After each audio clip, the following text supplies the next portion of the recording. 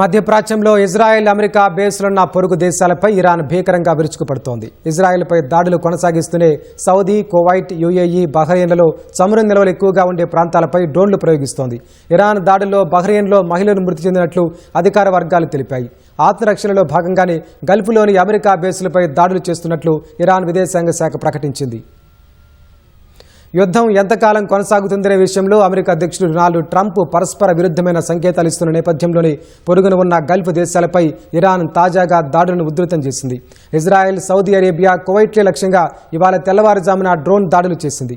ఉత్తర సరిహద్దుల్లో డ్రోన్లు అడ్డుకున్నట్లు ఇజ్రాయెల్ తెలిపింది.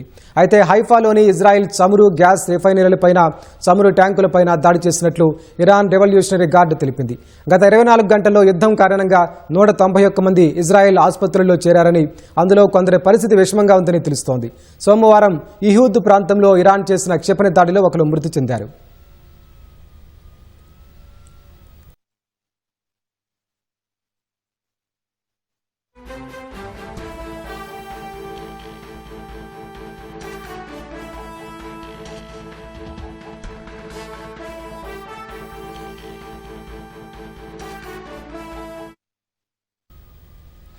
చమురు నిక్షేపాలతో కూడిన తమ తూర్పు ప్రాంతంపైకి వచ్చిన 2 డ్రోన్లు కూల్చేసినట్లు సౌదీ రక్షణ శాఖ తెలిపింది. కాసేపటికే అల్ ఖర్జ్ గవర్నరేట్కు తూర్పున మరో డ్రోన్ను ధ్వంసం చేసినట్లు వెల్లడించింది. తమ దేశ ఉత్తర, దక్షిణ ప్రాంతాలపై దాడి చేయడానికి వచ్చిన 6 డ్రోన్లను తమ నేషనల్ గార్డు కూల్చివేసిందని కువైట్ ప్రభుత్వం ప్రకటించింది. ఇరాన్ నుంచి వస్తున్న క్షిపణులు మరియు డ్రోన్లను యుఏఈ గగనతల రక్షణ వ్యవస్థలు అడ్డుకున్నాయి. బహ్రెయిన్లో ఒక నివాస భవనంపై క్షిపణి పడి మహిళ ప్రాణాలు కోల్పోయింది. బహ్రెయిన్లోని బాప్కో చమురు క్షేత్రంపై డ్రోన్ దాడి జరగడంతో తమ కాంట్రాక్టు బాధ్యతలను నెరవేర్చలేమని ఫోర్స్ మెజ్యూర్ సంస్థ ప్రకటించింది. హోర్ముజ్ జలసంధి ద్వారా చమురు ట్యాంకర్లు వెళ్లకుండా ఇరాన్ అడ్డుకుంటోంది. ఇప్పటి వరకు ఇరాన్ దాడిలో 7 నావికులు మృతి చెందినట్లు ఇంటర్నేషనల్ మ్యారిటైమ్ ఆర్గనైజేషన్ తెలిపింది.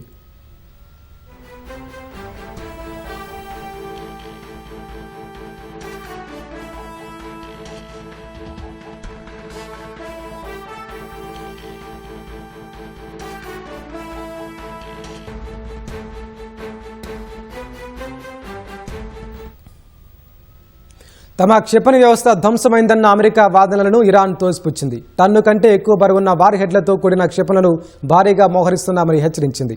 యుద్ధం ఎప్పుడు ముగించాలో ఇరానే నిర్ణయిస్తుందని రెవల్యూషనరీ గార్డ్ ప్రతినిధి అలీ మహమ్మద్ నైని చెప్పారు. ఇరాన్ సుదీర్ఘ యుద్ధానికి సిద్ధంగా ఉందని ఇరాన్ సుప్రీం లీడర్, విదేశీ విధాన సలహాదారు కమల్ ఖరాజీ తేల్చి చెప్పారు. అమెరికా, ఇజ్రాయెల్ దురాక్రమణను అడ్డుకోవడానికి ఇతర దేశాలు ఆర్థిక ఒత్తిడి ద్వారా జోక్యం చేసుకుంటే తప్ప ఇకపై దౌత్యానికి చోటు లేదని ఆయన స్పష్టం చేశారు. ఇదే విషయాన్ని ఇరాన్ విదేశాంగ మంత్రి అబ్బాస్ రాక్చీ కూడా చెప్పారు. అమెరికాతో చర్చలు ఇకపై తమ ఎజెండాలో లేవని పీబీఎస్ న్యూస్కు వెల్లడించారు. గతంలో అణు ఒప్పందంపై చర్చల సందర్భంగా ఎదురైన అత్యంత చేదు అనుభవాల దృష్ట్యా తాము నిర్ణయం తీసుకున్నట్లు ఆయన పేర్కొన్నారు. ఆత్మరక్షణలో భాగంగానే పొరుగు దేశాల్లో అమెరికా సైనిక బేస్లపై దాడులు చేస్తున్నట్లు ఆయన వివరించారు.